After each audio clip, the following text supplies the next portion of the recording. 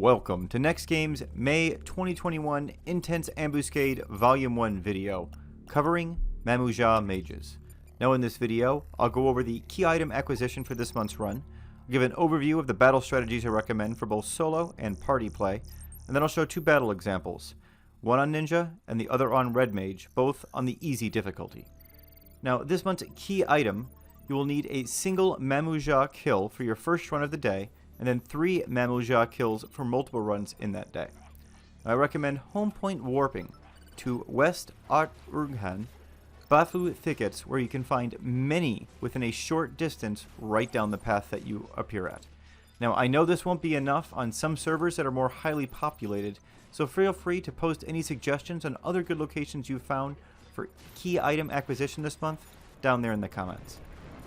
Now, this month's ambuscade is against many Mamuja. Now, how many is going to depend on the difficulty you take this fight on at. On the very easy difficulty, you'll go up against 3 Mamul.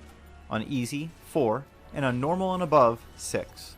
For solo players, you will be sticking with the easy difficulty this month, as almost all jobs will die immediately at the start, with a mass spell casting from all 6 Mamuja on the normal and above difficulties.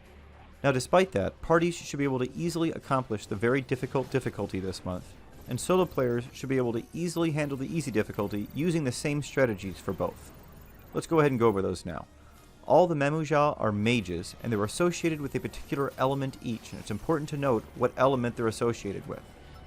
You will want to pay close attention to the element that they are casting, as that is the element that they will absorb, including the associated light and dark skill chain elements for that. So you will need to be careful with which you use with whatever strategy you pick. I've gone ahead and put a chart there on the right hand side to remind everyone which elements are associated with light and which are associated with dark. Now on easy, you will be contending with 1 NM that will absorb dark and 3 NMs that will absorb light. On normal and above, you're actually going to have 1 Mamul associated with each element. Therefore, 3 will absorb light and 3 will absorb dark. Now each of these Mamul will also use Mana Font shortly after hitting the 80% hit point threshold. They will continually use high tier magic of their element that can inflict substantial damage to you and your party. It also appears they get stronger as you kill them, as the final mobs of the group are always hitting substantially harder than the starting mobs with their spells. You will also want to take note that each Mamul can throw their weapon, which I have seen have a variety of negative effects on the person it lands on, doing everything from removing equipment to inflicting multiple nasty enfeebles. Now in regards to crowd control, the Mamuja can be slept pretty easily, as I was able to sleep them with my Red Mage sub-job. I recommend opening the fight with some form of Sleepga so that the first person in range doesn't get hammered with all 6 of those spells immediately, as tends to happen with normal and above difficulties. You can also silence any of the Mamul very easily, but if you do, they're going to exit Mage mode and enter what I'd call Ninja mode, giving them access to Majin Galkri that can easily one-shot you or any of your trust and normally hits for 2,000 to 4,000 damage. This means you need to decide if you're going to deal with the silent Majin mechanic for your party or the Mana Font spell spam mechanic.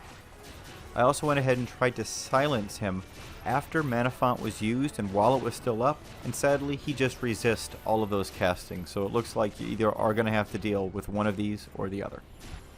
Now all of this makes the strategies for these quite simple for both solo and party play. Simply have a sleeper who is responsible for keeping the entire group of Mamuja slept, while you have a dedicated 2 to 3 DDs tear through the NMs one by one, being sure not to use the element that mob is associated with so you do not cure them.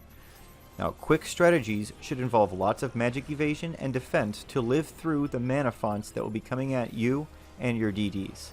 More careful groups and strategies can simply have the melee run out during this period of time of mana font to make things more safe, at the sacrifice of making the runs take longer to achieve. Now, of course, if you're solo, you don't have access to all of those tools, therefore you need to get a little creative. I suggest you use ArcTT to sleep all of the mobs at the start of the fight and then repeatedly as the fight goes on. If you need a tank and are having difficulty surviving through all of the spells, use ArcEV. He can easily live through all of the mana fonts as they pose little risk to him. Now Koromoru can be used for haste and Dia like always. Make sure you use Ulmia or Joachim for your marches, and Monboro and Yoran Oran are great for cures in this one. Okay, that should be all you need to know to take this month's on. Let's go ahead and see what our 2 battle examples look like. Enjoy the runs, everyone.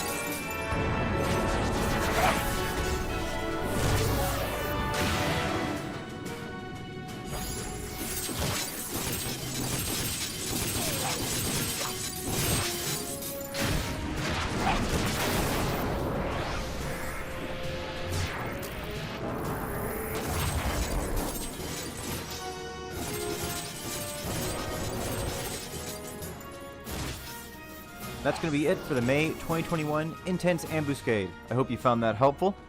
Thanks so much for watching, everyone. Have a great month. Stay safe and stay healthy out there.